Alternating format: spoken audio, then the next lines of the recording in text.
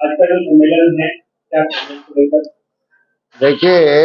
ये हमारी जिला की विस्तृत कार्यकारिणी है और इससे पहले हमारे प्रांत की विस्तृत कार्यकारिणी 29 जून को पंचकुला के अंदर हुई, जिसमें माननीय अमित शाह जी, आदरणीय धर्मेंद्र प्रधान जी और हमारे सारे वरिष्ठ नेता जी, हमारे नायब सैनी जी मुख्यमंत्री जी रहे हों, चाहे हमारे पूर्व मुख्यमंत्री मनोहर लाल जी रहे हों, हमारे प्रभारी सुरेंद्र नागर जी रहे हों, मतलब सभी कार्यकर्ता वहां पर 29 तारीख को जब पंचकुला में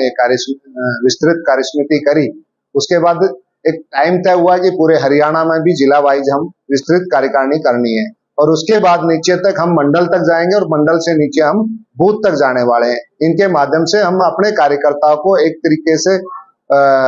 एक्टिव मूड में फिर दोबारा से, क्योंकि अभी 2 महीने बाद हरियाणा विधानसभा के चुनाव हैं और उस चुनाव में जाने के लिए अपने घोड़ों को तैयार करना और उनकी रस्सियां मजबूत करनी, उनको आगे दौड़ना है, क्योंकि बूथ का कार्यकर्ता जो है वो ही चुनाव जिताता है और वो ही आगे बढ़ाता है पार्टी को। तो इसलिए हम अपने बूथ को टारगेट करके आगे बढ़ रहे हैं और ये जो कार्यसमिति जो हो रही है जिला की, इस कार्यसमिति के लिए सब कार्यकर्ताओं ने एकजुटता के साथ पिछले 2-3 दिन से काम किया है। नूह जिला के अंदर, चाहे हमारे जिला अध्यक्ष नरेंद्र पटेल जी हों, हमारे महामंत्री हों, सारी टीम लग के पूरी, और एक तरीके से भव्य एक विस्तृत कार्यसमिति आज हो रही है। तरह से चालू बदल चुका है, प्रभारी नए मिल चुके हैं, मुख्यमंत्री जी बदल चुके हैं, प्रदेश अध्यक्ष पार्टी को नया मिल चुका है। विधानसभा चुनाव में इस बदलाव का कितना असर देखने को मिलेगा? देखिए, ये रूटीन का काम होता है हमारी पार्टी में। 3 साल का कार्यकाल होता है हर अध्यक्ष का और संगठन के दायित्वों का। तो जिस हिसाब से पीछे दोनों दायित्व नायब जी संभाल रहे थे, जब से मुख्यमंत्री बने हैं वो, तब से अध्यक्ष का भी और मुख्यमंत्री जी का भी दोनों दायित्व उनके पास था। और हमारे यहाँ परिपाटी है कि एक कार्यकर्ता के पास एक ही दायित्व हो, तो ऐसा करके दूसरा दायित्व थोड़ा सा विलंब से हुआ है, लेकिन हो गया है। कल आदरणीय हमारे राय से विधायक भाई मोहनलाल बड़ौली जी को भारतीय जनता पार्टी हरियाणा का प्रदेश अध्यक्ष नियुक्त किया है और उनके नेतृत्व में अब भारतीय जनता पार्टी पूरी लगन के साथ, मेहनत के साथ फिर चुनाव में जाने वाली है। मोहनलाल बड़ौली जी को प्रदेश अध्यक्ष बनाया गया है, आपकी पहली? मोहनलाल बड़ौली जी को प्रदेश अध्यक्ष बना के शीर्ष नेतृत्व ने बहुत सराहनीय काम किया है, क्योंकि मोहनलाल बड़ौली जी खुद पूरे हरियाणा में एक लोकप्रिय नेता हैं, 36 बिरादरी के हरदिल अजीज हैं और पिछले लोकसभा चुनाव में भी, पहले वो खुद विधायक हैं, पिछले लोकसभा चुनाव में भी ये साबित हो गया कि बहुत थोड़े से मार्जिन से वो हारे हैं, जबकि सोनीपत में बहुत तरह से चुनाव हुआ और उनको 36 बिरादरी ने वहां वोट दिया और आज हरियाणा में भारतीय जनता पार्टी में एक नया जोश आया है उनके बनने के बाद और उनके नेतृत्व में पार्टी और हमारे यशस्वी मुख्यमंत्री आदरणीय श्री नायब सिंह सैनी जी के नेतृत्व में, जिन्होंने पार्टी को भी बहुत शानदार चलाया और सरकार को भी बहुत शानदार तरीके चला रहे हैं। आने वाले समय में हमें विश्वास है कि भारतीय जनता पार्टी की भारी बहुमत से प्रदेश में सरकार बनेगी। खासतौर से कांग्रेस कहती है मुख्यमंत्री बदलने से, प्रदेश अध्यक्ष बदलने से, प्रभारी बदलने से कुछ नहीं होगा, आने वाला समय कांग्रेस का है।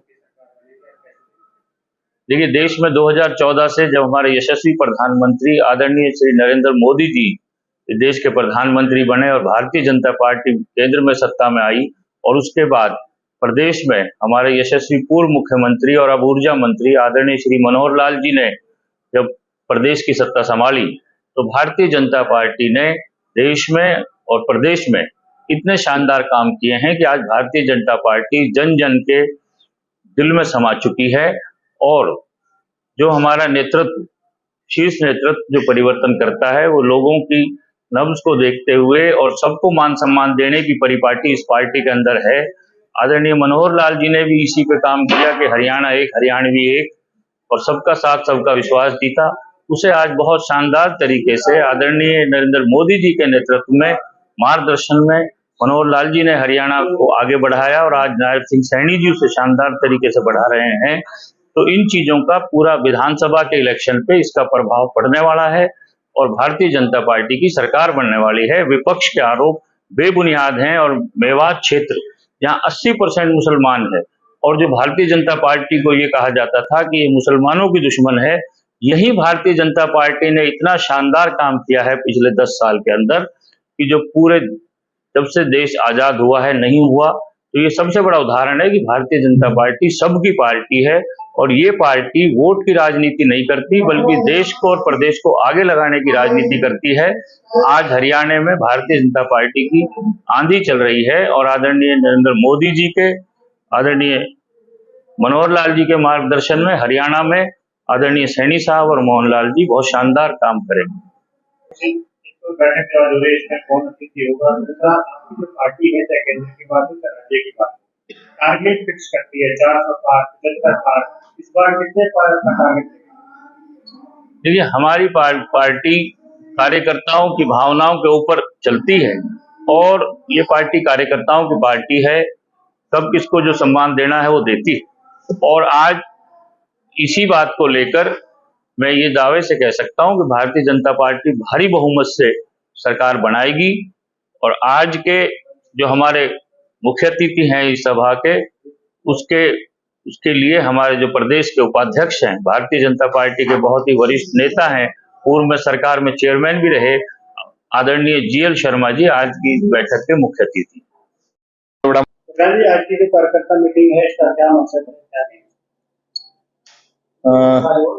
सभी देशवासियों को, क्षेत्रवासियों को मेरी तरफ से सबको बहुत बहुत प्रणाम। आज की जो बैठक है हमारी विस्तृत जिला कार्यकारिणी की, सभी कार्यकर्ता, प्रमुख कार्यकर्ताओं की आज की बैठक हमारे यहाँ पर जिले के हेडक्वार्टर में पटेल वाटिका में रखी गई है। इससे पहले हमारे प्रदेश की जो विस्तृत कार्य समिति की जो बैठक थी वो पंचकुला के अंदर में हुई थी, जिसमें आदरणीय केंद्र के गृह मंत्री आदरणीय श्री अमित शाह जी, हमारे प्रभारी जी और अन्य प्रदेश के सभी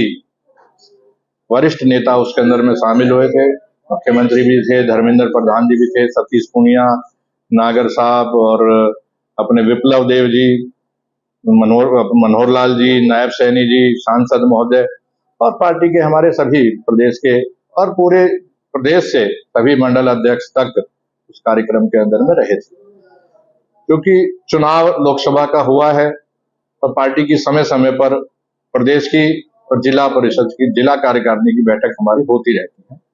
विधानसभा चुनाव भी बहुत नजदीक आ रहा है, उसको लेकर के, उसकी तैयारियों को लेकर के, और जो लोकसभा का चुनाव हुआ है उसको लेकर के भी हमारी बैठकें हुई हैं, और आगामी विधानसभा चुनाव की तैयारी को लेकर के कार्यकर्ताओं को किस प्रकार से आगे चल के काम करना है, और उसके बाद हमारी मंडलों की भी बैठक हमारी विस्तृत कार्यकारिणी होनी है। फिर मोर्चे जितने भी हमारे हैं उनकी भी हमारी बैठक होनी है, और सबको काम पर लगाना है। और तीसरी बार हरियाणा के अंदर आदरणीय नायब सैनी जी के नेतृत्व में हरियाणा में सरकार बने और प्रचंड बहुमत के साथ बने, उसको लेकर के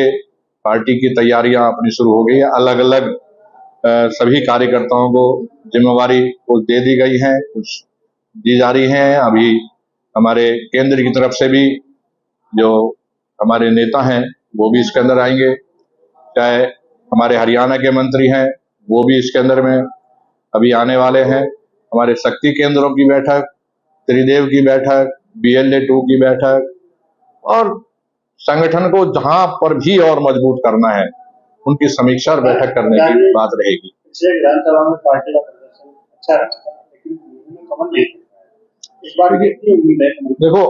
ये हमारे लिए चिंता की बात है, इसमें कोई दो राय नहीं है। और हम एक जगह तो हम थोड़ी सी वोटों से ही हारे थे, लेकिन आपको पता है कि जब हमारे अभी चुनाव पीछे हुए नगर पालिका के, हमने जब चुनाव सिंबल पर कराए तो दोनों नगर पालिकाओं में हमारे चेयरमैन बने। गठबंधन से हमारा नूह का चुनाव था, वहां पे चेयरमैन वाइस चेयरमैन हमारे बने। ब्लॉक समिति का चुनाव हुआ, ब्लॉक समिति में भी हमारे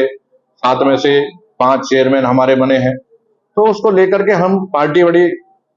गंभीरता से इस पे विचार मंथन कर रही है कि हमें क्या उसके अंदर में करना है। लेकिन हम जब चुनाव में जाएंगे, निश्चित रूप से जो केंद्र सरकार ने काम किए हैं और जो हरियाणा सरकार ने काम किए हैं,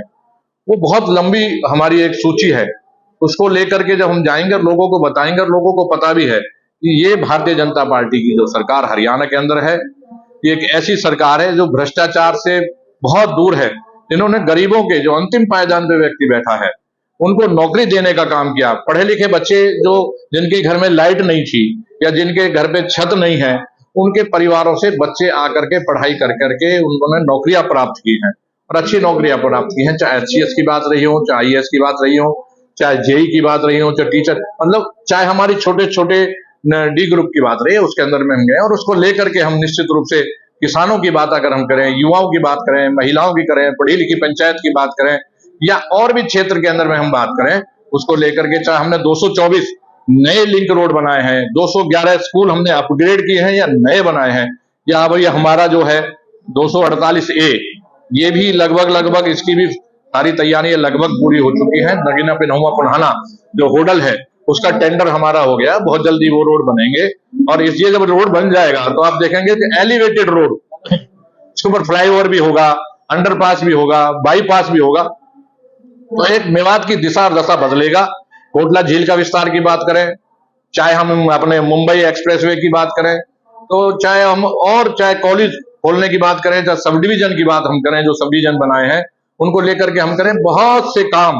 हमने जो किए हैं, पिछले की सरकारें अगर करती तो हमें इतना काम इसके अंदर में नहीं करना पड़ता। मैं निश्चित रूप से कह सकता हूं कि जनता हमारी मेवात की जो करता है, जिसने काम किया है, उसको ब्याज सहित लौटाती है। ये रही है पिछली बार कि हमारी सरकार नहीं बन पाई, लेकिन इस बार निश्चित रूप से मैं कह सकता हूं दावे के साथ में, इस बार हम जिले की तीनों विधानसभा की सीटें प्रचंड बहुमत के साथ जीतेंगे और हरियाणा के अंदर में फिर से आदरणीय नायब सैनी जी के नेतृत्व में मोदी जी के आशीर्वाद से सरकार बनाएंगे।